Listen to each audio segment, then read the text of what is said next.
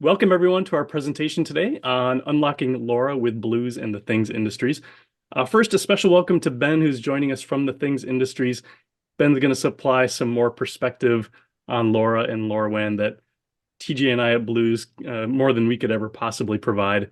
But as pretty well described in the title, we're going to focus our time today on wireless connectivity with LoRa and LoRaWAN. No big surprise there. And I'm sure some of you are LoRa and LoRaWAN experts. Others of you are more like myself and TJ, who barely even knew the difference between the two until relatively recently. This is why Ben is here, of course, to provide some more technical guidance. But I did want to start for today's purposes, talk at a high level to know that it's just really important to know that LoRa is the wireless radio technology that's used to share data between LoRa-based devices, while LoRaWAN, on the other hand, is the communication protocol that controls how this data is communicated across LoRaWAN networks and the internet. And maybe a better way of even visualizing all this is on this image that I stole from the Things Industries website. So you've got LoRa-based devices that communicate with LoRaWAN gateways that in turn communicate with LoRaWAN network servers and then onto your end application. Now, it's not too different from like a Wi-Fi scenario where you have Wi-Fi devices communicating with Wi-Fi access points. Well, it's very different, but you get the idea, where you have devices communicating with some type of gateway and then on to some kind of server. Now, why might somebody choose LoRa and LoRaWAN versus like a cellular or a Wi-Fi, for instance? Well, I'd probably start with the fact that most LoRa devices are frankly quite inexpensive. It's definitely the case with our Notecard LoRa that we're going to talk about today. LoRa devices are also very power friendly. You'll find them in many small, very small battery powered devices and long range. Now, there's a lot of discussion about the practical range of LoRa. It's definitely been documented up to 5 kilometers in urban settings and 16 kilometers in more rural settings. I think I even read somewhere that the world record, something like 80 kilometers when a LoRa device was suspended up with a balloon or something like that crazy. But anyway, with that range is going to come a decrease in packet size. So generally speaking, we're talking about relatively low bandwidth data scenarios, which is fine for what most of us are developing with anyway. And security. So LoRaWAN by design is secure as data is encrypted in transit. Devices are authenticated as well, as each device has a unique device identifier associated with it. Now, in terms of what we are releasing today, so we start with the Notecard LoRa. This is a $10 LoRa device. It really fits like a perfect puzzle piece into the Blues ecosystem of wireless connectivity. It is available today in both US and EU versions that are based on the LoRa frequencies used in those regions. I'm pleased to say we're also releasing the Blues starter kit for LoRaWAN, which includes a pre-provisioned gateway that runs on the Things stack, along with 3 Notecard LoRas, 3 Note Carrier Bs, actually a new version we're just releasing, and 3 LiPo batteries to provide power. This is all what we're going to be showing off later on in our demos. Now, before we really get started, if you have any questions on that, or as they pop up during the rest of the presentation, please feel free to ask those in the Q&A panel or in the chat panel. Either is fine for us. We'll do our best to answer everything as they come up and answer some more popular questions live at the end. Now, of course, I always have to say the most popular question we get is this being recorded? The answer is yes, it's being recorded. It'll be available on the Blues YouTube channel at this URL. And while you're there, feel free to subscribe to the channel so you're the first to see the video show up, of course. Now, some quick intros. So my name is Rob Lauer. I'm Senior Director of Developer Relations at Blues. More importantly, with me today is Ben Oleinka, who is Head of Technical Content at the Things Industries, and TJ Van Tol, who is our Principal Developer Advocate here at Blues, and we'll be doing a demo of the Notecard LoRa in action. Now, for those of you who are new to Blues, I did want to go through a very quick introduction to what we are about, just to put the rest of this into context. So at Blues, our mission is to really simplify wireless connectivity. So how do we make that happen? Well, we have a focus on security. So securing your data from the moment it's acquired all the way through to landing on your cloud application of choice. All of our hardware solutions are low power out of the box. We're also very much a developer-focused company. Our developer experience is really a top priority for us. And so you'll see that play out in our pretty elegant and very easy to use APIs. Also, all of our hardware is swappable in terms of the physical connectors we use and the developer APIs. We're going to talk about this a little bit more today. So effectively, you can have different radio access technologies in the field that are using cellular, Wi-Fi, and or LoRa, all using the same firmware code base. And if you haven't figured it out already, the core hardware product that we provide is called the Notecard. We provide a bunch of different options for this as well. We have a cellular-only line of note cards, and these are a great option if you just need Cat1, LTE-M, or NB-IoT. They also come prepaid with 500 megs of data, 10 years of global service. We also provide a Wi-Fi only note card, of course, the LoRa only note card today, and a set of dual cellular and Wi-Fi note cards that allow for actually a Wi-Fi to cellular fallback. So start with Wi-Fi and then use cellular if Wi-Fi is not available. Again, the important thing to note here is that they all use the same exact physical M.2 connector on the bottom and share the same development APIs with some minor exceptions that we're going to talk about.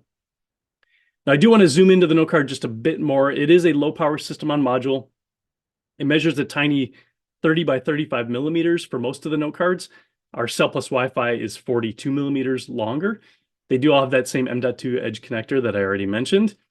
And as mentioned, there's cellular, Wi-Fi, and LoRa variants. The cellular one includes a GPS module as well, great for location tracking scenarios. I already mentioned this, but they come the cellular ones come prepaid with all this data and years of service. There's no monthly SIM fees involved either, which is nice. There's also dual SIM support. Again, I know I'm talking a lot about the cellular side of things, but I'll get back to LoRa here.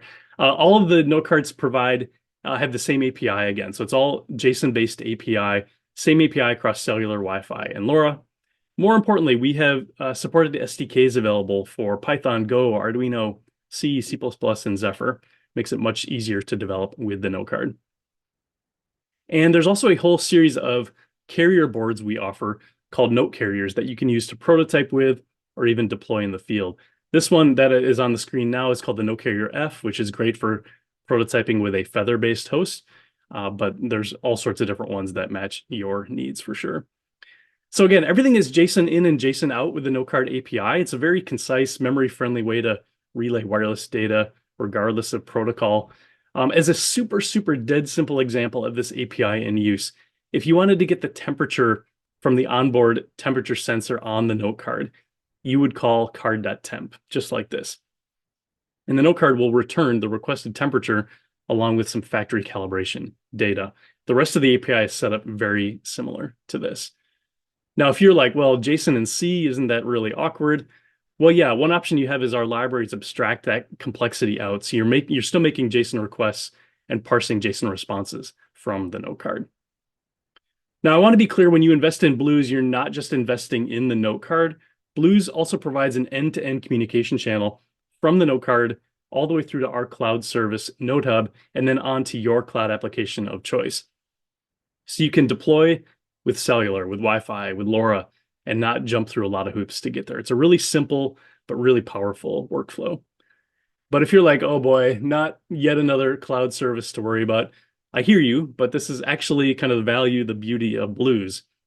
And in the context of LoRaWAN in particular, Notehub really helps to kind of reduce the complexity involved when working with all these different radio access technologies and connecting them all to the cloud.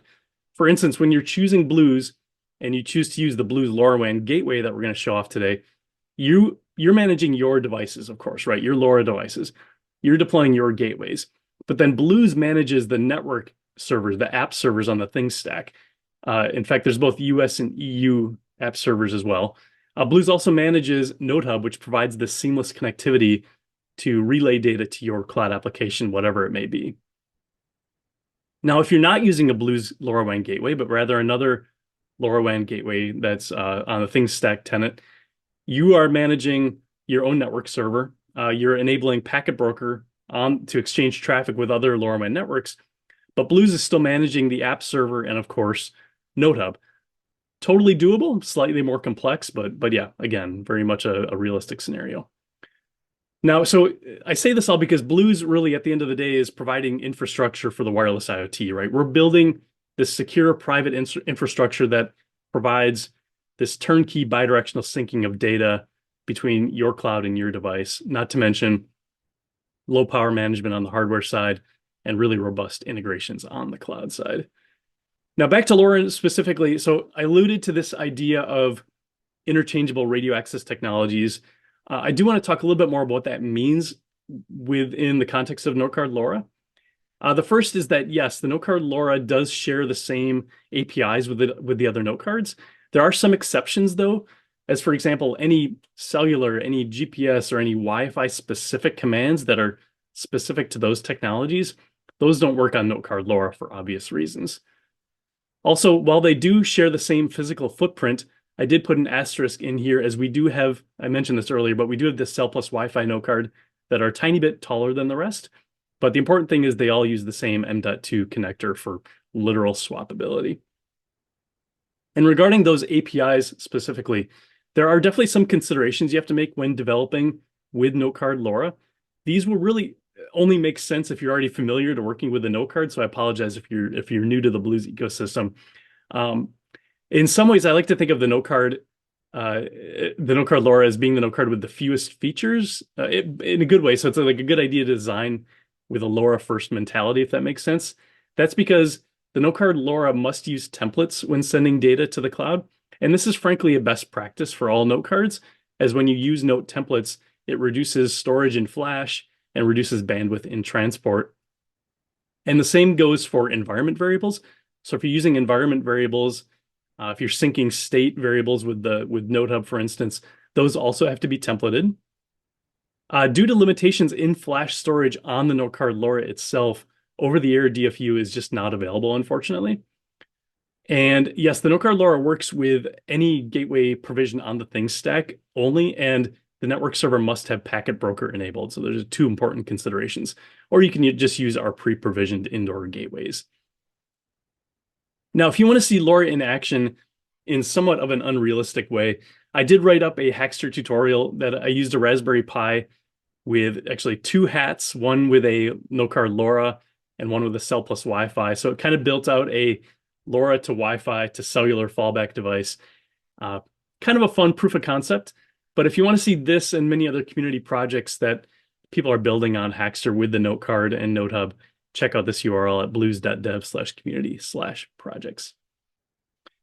Now, before I hand things over to Ben, I do want to recommend you stick around to the end because I want to make sure you're all aware of this new thing we are releasing later this year. Kind of a big hint here, a little bit of a spoiler here, but enough. That's enough of me talking for now. I'd like to officially welcome Ben Olyenka to the stage. So Ben is head of technical content at the Things Industries. And Ben, I'll keep sharing here because I know you have a couple slides to share. Hello, everybody. I think if you go on to the next slide, there's a little bit of an introduction too. Yeah. So I'm Ben. I'm the technical content head at the Things Industries. And the way that the Things Industries came to be is kind of a cute story.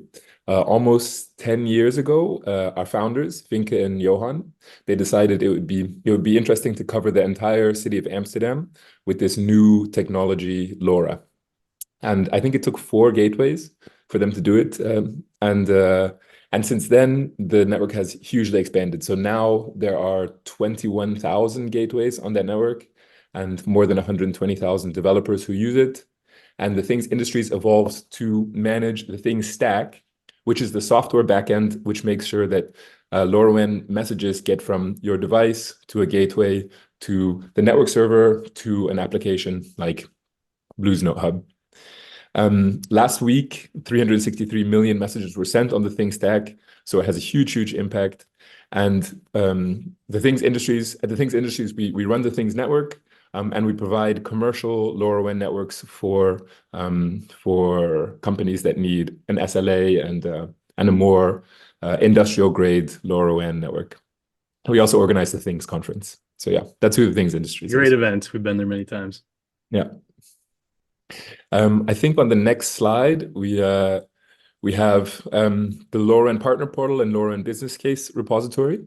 And these are new databases that we've just published, which basically contain everything that there is to know about the LoRaWAN ecosystem.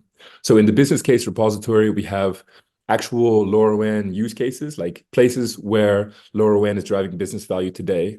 So you can go and you can look through and you can see cases from gastronomy to agriculture. You can see how LoRaWAN devices are measuring air quality in co-working spaces. There's probably a lot of cool ideas in there for how you could use your Blues note card.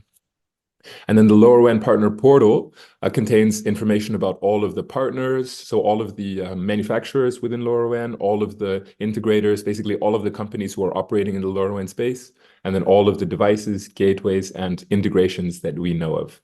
So if you're looking to learn something about who is playing in LoRaWAN, or for some inspiration about what you can do with LoRaWAN, these are cool things to check out. Great.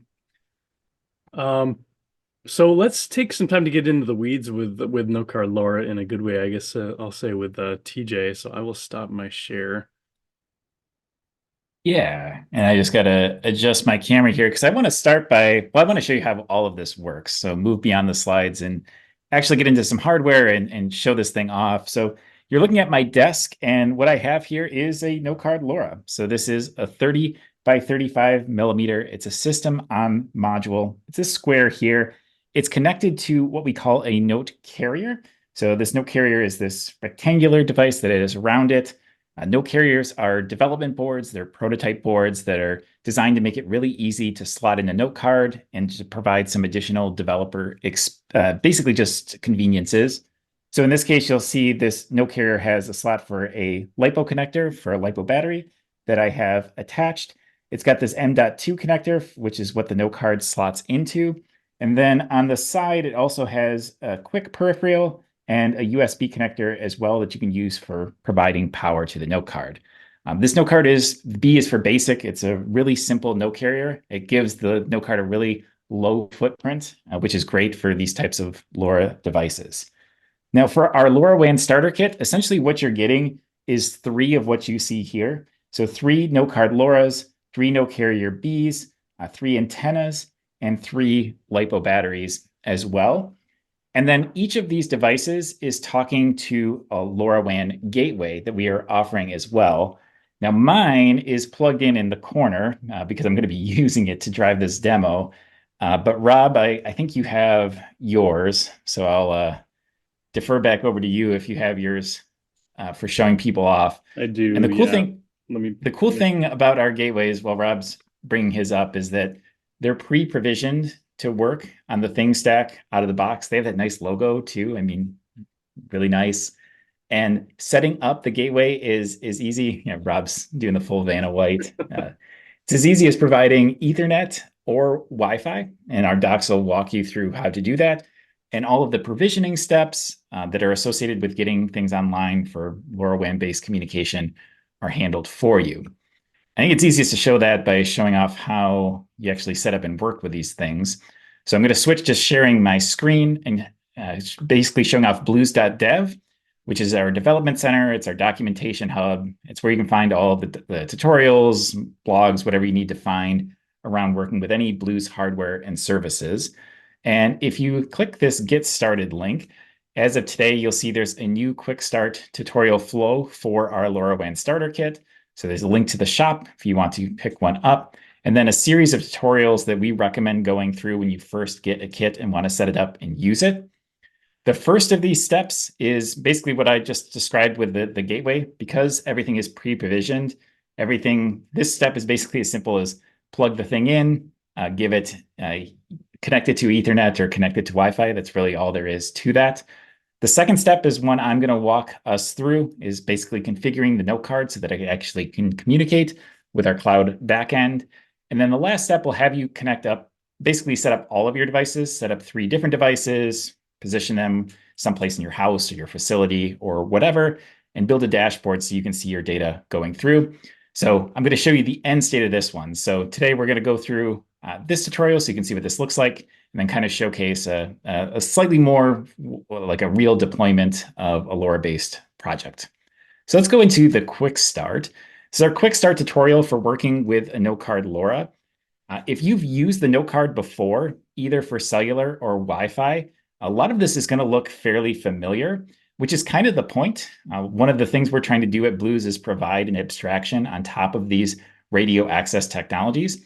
And so you'll see a lot of things work the same on the Notecard LoRa that they do on other note cards. And one of those things, if I grab my device, is this in-browser terminal. So this terminal provides a simple way for communicating with a note card over just a USB connection. So what I'm going to do, you might have recalled I said there was a USB connector on the note carrier. So I'm just going to plug it in. The other end is connected to the computer I'm using to drive this webinar.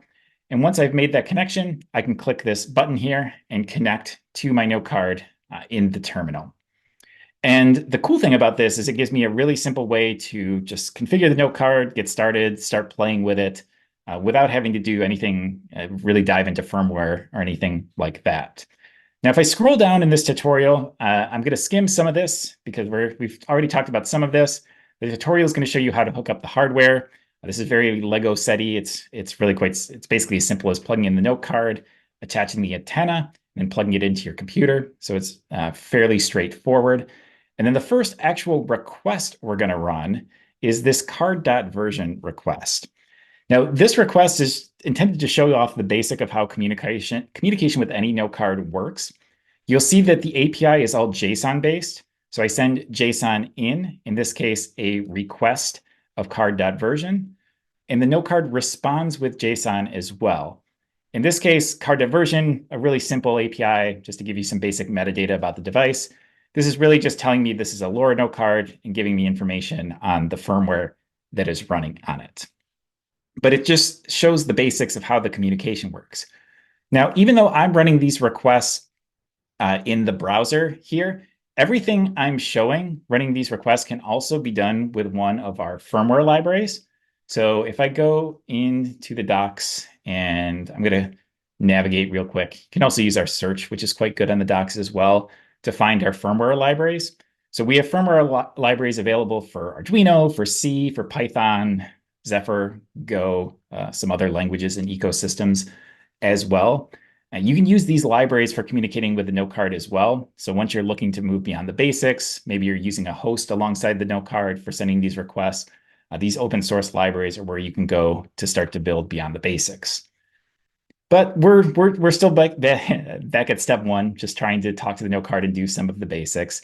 So we've sent our card.version. At this point, though, we probably want to start working with data. That's probably why you're interested in the note card in the first place. You want to be sending data to or from a device. And for that, you have to set up our cloud backend that backs the note card, which we call Notehub. Notehub is available at notehub.io.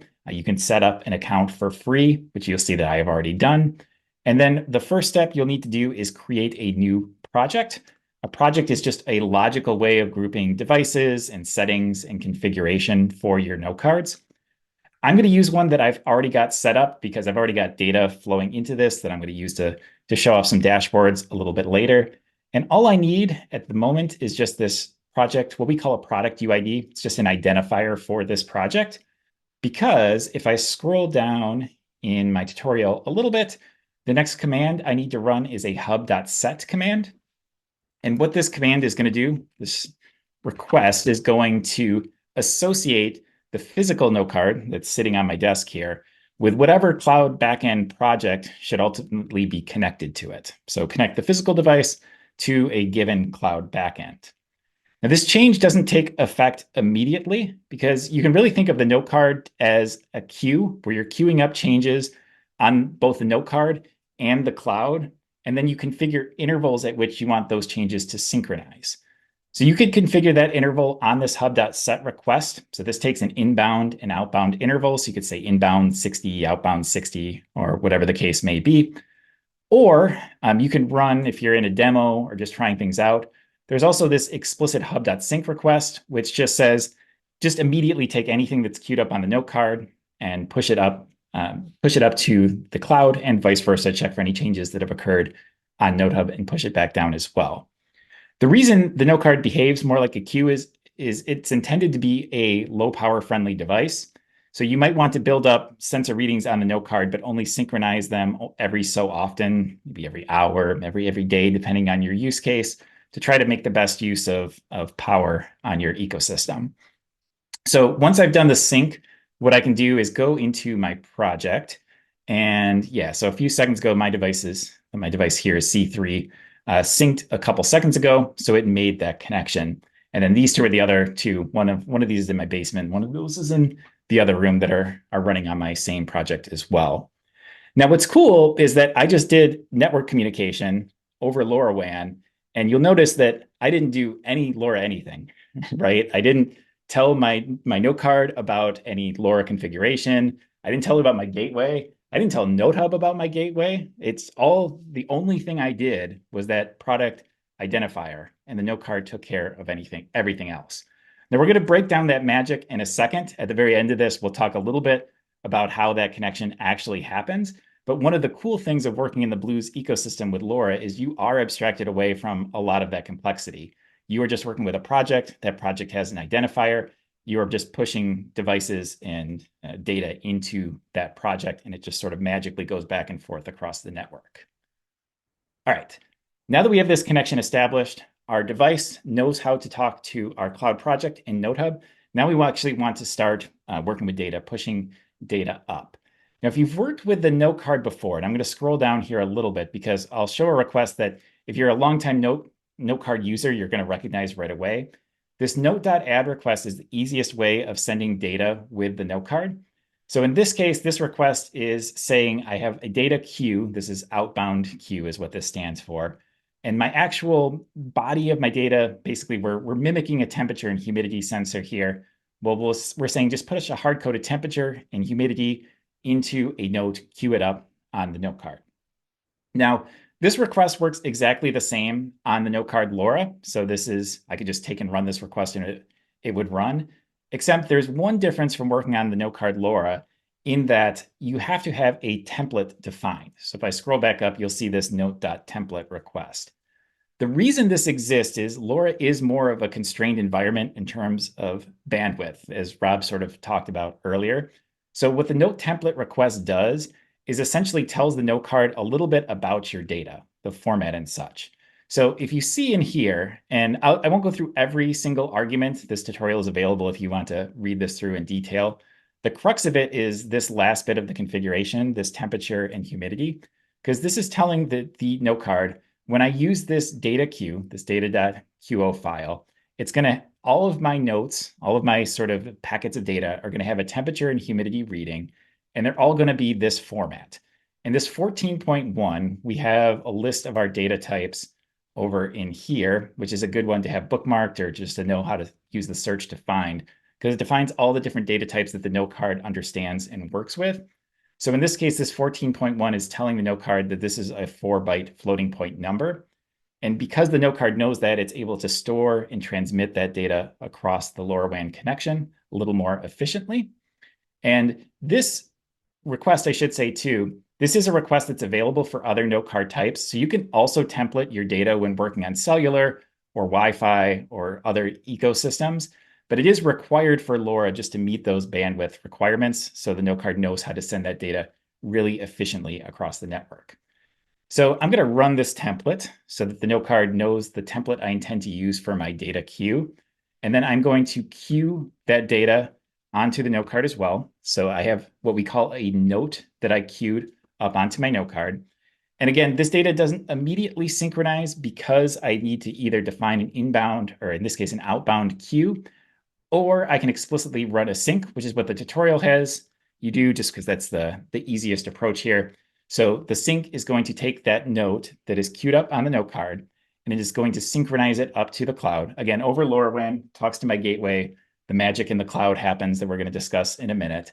And then where my data actually goes is this events view in Notehub. So if I go to this, you're going to see a bunch of my temperature things going nuts throughout my house. I'm pumping lots of data into this. But at the top, you'll see this data queue with that temperature and humidity note that we queued up. And if I go into this, you'll see that the body of this note has the actual data, in this case that we hard-coded, and then some other metadata associated with the note card that we send as well, just so you have some identifiers to refer to this and timestamps and whatnot as well. And that is really the full sort of ecosystem for sending and working with data on the note card LoRa. Again, if you're familiar with note cards of other types, this is going to feel really familiar. The one difference is knowing how to work with templates. And the other part too is, again, we have firmware libraries that'll help you do all of this. So if you're working with a host, you're building some firmware around this, everything you're seeing here can also be automated into firmware to work in that sort of ecosystem as well. All right, so I'm going to pause for a second because the last thing I want to show, I promised that we show this tutorial for the basics of using the note card to send data. We look how data flows into the network, how it appears in Notehub. I do want to briefly show this tutorial as well. What this tutorial is going to have you do is hook up all of your devices. So again, a LoRaWAN starter kit from Blues comes with 3 of these devices, 3 batteries. You'll connect all of those. You'll set up a Notehub project. And then the one bit of configuration that I want to grab for this demo is this card.temp request. So this is a request that is, again, not new to the Notecard LoRa. You can run this on the cellular or Wi-Fi based note cards as well. But it tells the note card to use, it has an onboard temperature sensor to take a reading from that sensor every, in this case, 5 minutes, and to automatically sync that change. So instead of needing to explicitly run a hub.sync or configure an outbound interval, every 5 minutes, the note card is going to take that change and automatically synchronize that up. And this is the request that I have running on all the devices throughout my house, which is why if I go into my events here, you see this absolute dump of temperature readings from these things running at my place for the last few days. And because these synchronize automatically, these files, let's see, this goes to a temp.qo note file. And if I go into the JSON, you'll see the temperature reading from my house. Card.temp also captures voltage, which is quite nice for just showing and seeing on a dashboard as well. All right, so this is one additional demo. The last thing I want to show is this demo will also get you into what you ultimately do with your data.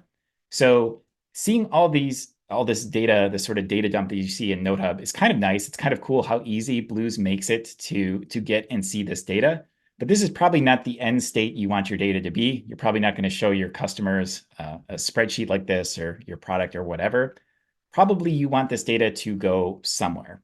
Maybe you want this data to go to a database. Maybe you want this to go to some server. Maybe you want it to go to some dashboarding service. So for that, Notehub, we provide a service called routes. So routes are a way that you can take your data and essentially forward it to something else. So as data comes in, you can forward it to an HTTP endpoint. You can send it over MQTT. We had a question about that earlier. This is how you would set that up. You could set it to one of the big clouds, dashboarding services, whatever the case may be. What I have set up for this tutorial is a dashboard on Datacake. Datacake is a platform for just basically displaying your data.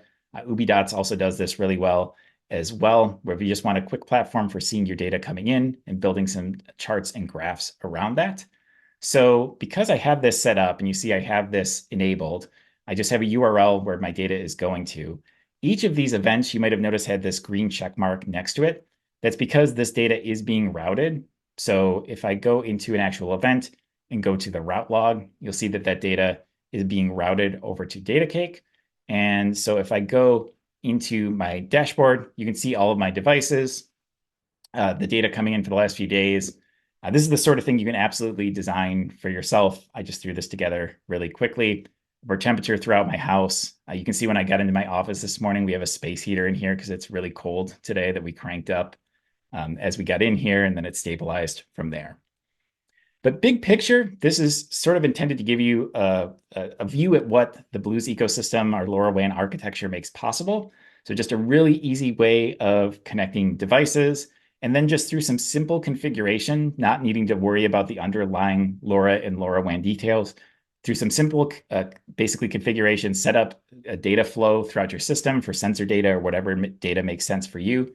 And then an elegant way of routing that data out to wherever you want it. And so you don't have to worry about the actual connectivity piece of the equation really much at all.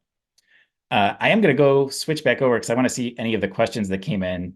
But I know, Rob, we also wanted to dig into some of the magic of how this works, how our data, because it's kind of cool that my data just immediately knows how to talk to my gateway and appear in Notehub, but we wanted to break that down a little bit. So I think I'm going to toss it over to you. Yeah, that's great. So first, I did want to address a couple of questions that have come in. I think we've added a little confusion around the requirement of using note templates. And I just want to be super clear about this, where you can specify, I don't know what the limit is, but it's really high, any number of different templates on the note card itself. So you don't have to necessarily be worried about about different types of data flowing through, you're not really limited because you can create different templates for different types of note files. And the same template will work across different devices. So you can write one template that's on your LoRa note card and another that'll work on the cellular and Wi-Fi and so on. So that's all exactly the same. I guess that's the big point I wanted to get across, that it shouldn't be too intimidating. You're just basically giving a hint to the note card of what data is coming through to let it be stored much more efficiently. And all right, so what I wanted to do is have Ben kind of walk us through what's going on behind the scenes here. So let me share my screen so you can see my gateway, kind of behind the scenes of my gateway. And I think it's this screen, if I'm right. Yeah. Yeah. So look, what are we looks looking like at, Ben? this is a view of the thing stack, which is what's receiving all of that LoRaWAN data that's going to the gateway. So gateways, normally you point a gateway towards a particular the thing stack tenant, and Blues has pre-provisioned all of their gateways to basically automatically send data through the thing stack, and then it gets sent over to Blues Notehub. So here we can see the gateway that's coming just for Rob's gateway here, the data. And on the right there, you can see the live data. So you can see each message that's coming. LoRaWAN is designed so that any messages within range will reach all gateways, and all gateways will then try to forward that data. So as Rob mentioned, also we run something called Packet Broker, which is the service which allows all LoRaWAN tenants to talk to other LoRaWAN tenants. So in this case, if you use a pre-provisioned gateway, perfect, because then you know that your data is going to hit an instance that's going to forward it to the Notehub. But if you use the things network, if you use your own LoRaWAN network, you can also configure it so that there's through Packet Broker there's communication between all of these LoRaWAN networks, and your data will still make it to the Blues Notehub. The way the thing stack is laid out here, you can view gateways and add gateways to the thing stack tenant, and then applications is a way for you to group devices and add devices. As we can go and look at some live data so we can see what's coming in. Rob, maybe if you click on applications, then we can go and see what devices you've got, and then we can. Oh, maybe not. Okay, let's look at it through the gateway. Okay. Whoops. Oh, I think back to my gateway. Cool. Okay. Yeah. So on Rob's gateway here, we can see all of the data coming in from all the devices that are within range. So if you click on that, we'll see some metadata there. And so for every message that comes in on the thing stack, you can see exactly which gateways it hit that eventually forwarded this data to the thing stack. You can see the payload, and then something that we added in the last couple years is something called the device repository. So there's a lot of metadata that you need to activate a LoRaWAN device, and basically we've allowed all the manufacturers to put this data into one repository. And that means that if you're using the thing stack, it's really, really easy to add LoRaWAN devices. You basically, within applications, you can go and you can add a device, and then you can choose from a drop-down from all of the devices that are basically pre-configured to work in the thing stack. And then you also get cool things when you do that, like you can decode that binary payload there. So if you have the application key of your device, then you can see human readable data in the thing stack as well. And then lastly, we also have, like Blues Notehub has routes, we have integrations. On the left, within applications, you can see that you can configure a webhook, you can configure MQTT, or there's some native integrations with also like AWS and stuff like this, where you can go and you can forward your data and any metadata that's coming into the thing stack along to whatever your application is. Yeah, so if you wanted to explore LoRaWAN also without using Blues, within a lot of the data that you're seeing in Blues, you can also see in the thing stack, and in this case, luckily you don't have to worry about any of this; it's pre-configured. But there's also all of this stuff happening in the back end. Great. Yeah, and the Notecard LoRa will know how to send it, because we've got a few questions coming in about using the thing stack without a Blues gateway, which we do support, and that's actually what I've got running over there, because I have a gateway over there. So basically what I had to do, as Ben said, I just had to configure Packet Broker so that my gateway knows how to send it to Notehub. You could technically use the Notecard LoRa to send data to your gateway and then send your data somewhere else. That would be totally supported as well.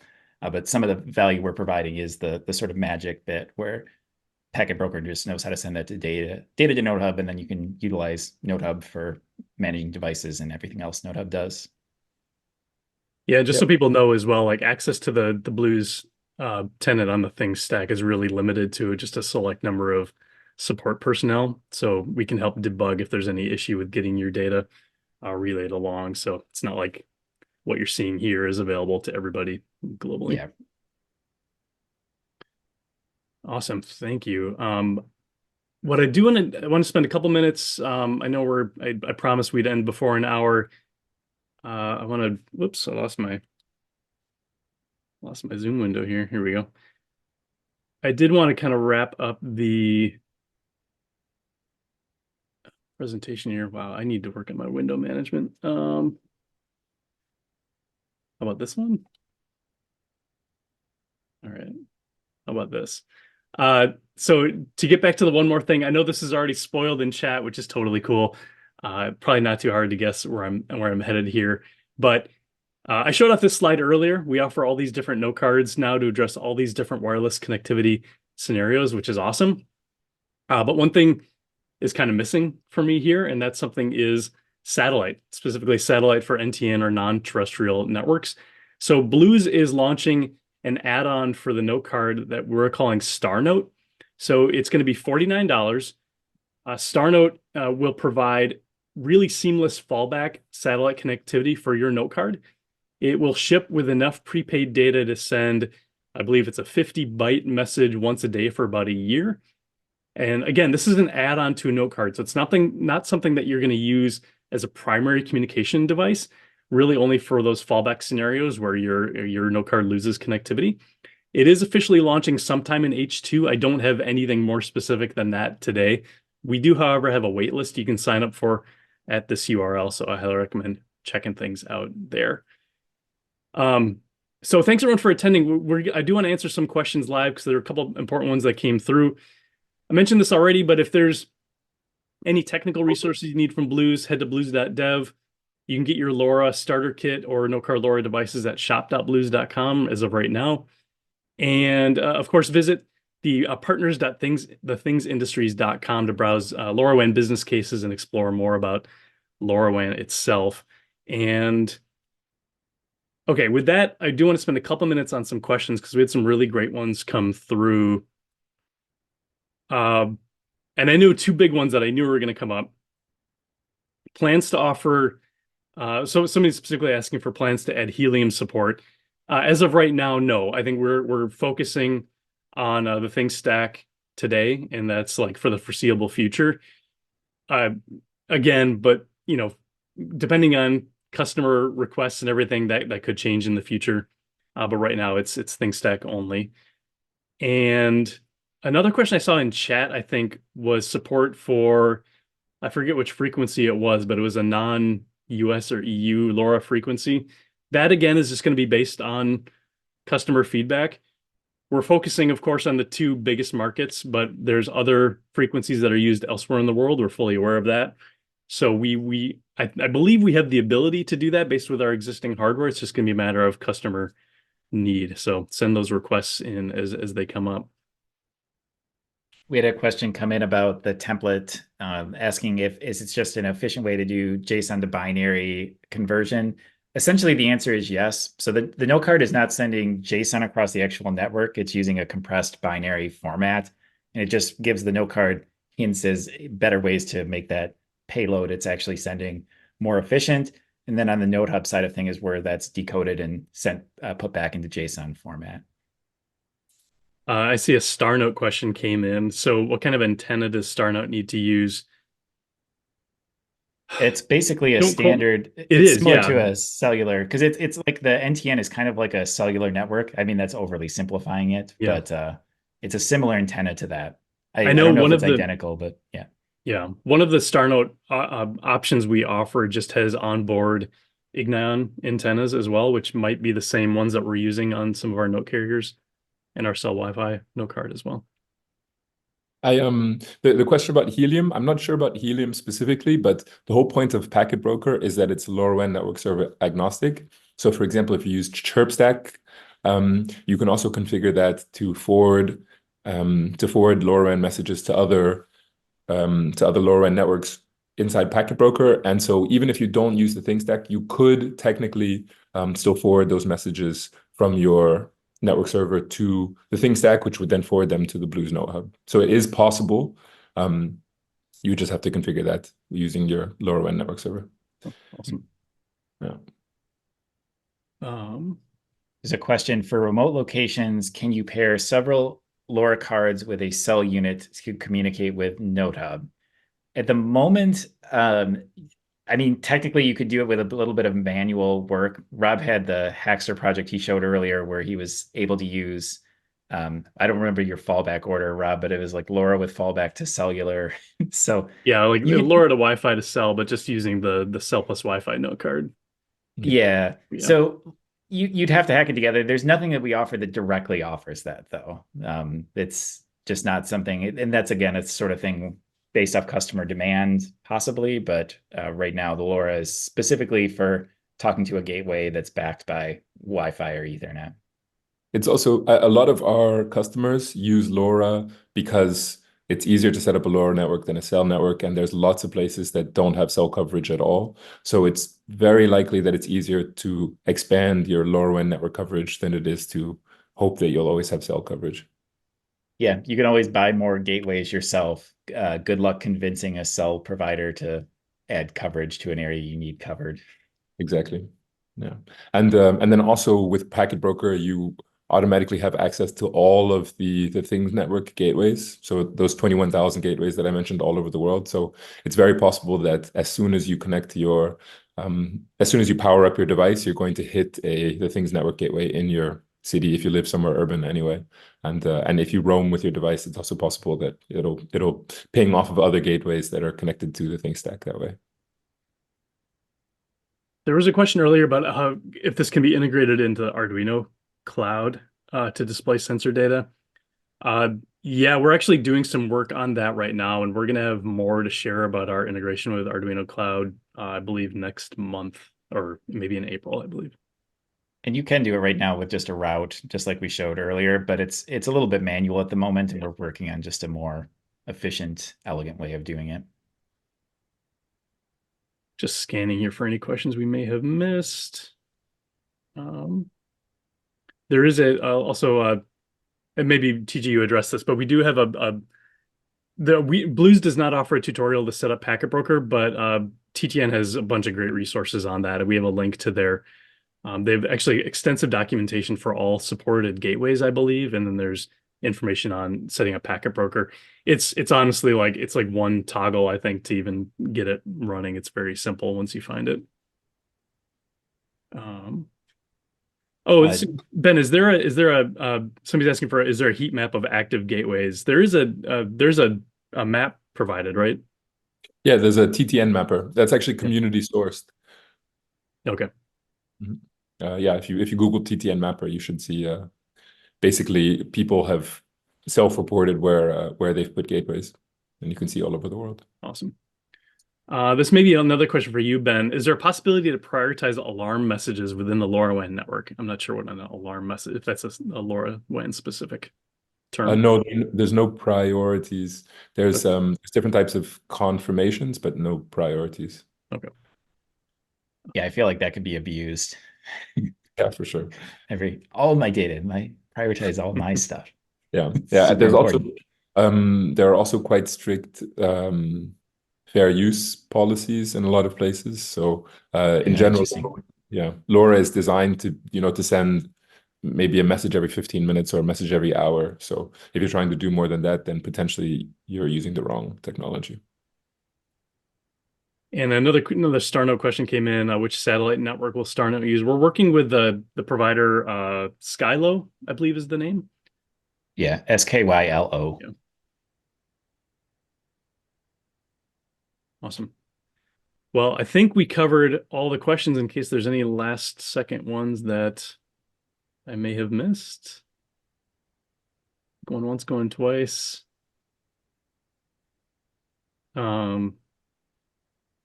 Question came in just I see on chat about the shipping. That is unfortunately out of our hands. You're probably looking at some FedEx ridiculousness, but you can hit us up at support@blues.com for if you have any questions about shipping in particular. But I know shipping is a big pain. Yeah, I guess if you buy enough, then you amortize that cost. Yeah, it's a little more economical. Yeah, just buy 20 and then it won't feel so Yeah. bad. Right. All right. With that, I think we can kind of wrap things up. Thanks again for everyone for attending. Thanks, Ben, for being here. This was Thanks for having great. We'll get a recording up on YouTube in the next day or so. Cool. Thanks, everybody. Great questions. This was a lot of fun. Thanks, guys. All right. Bye, everyone.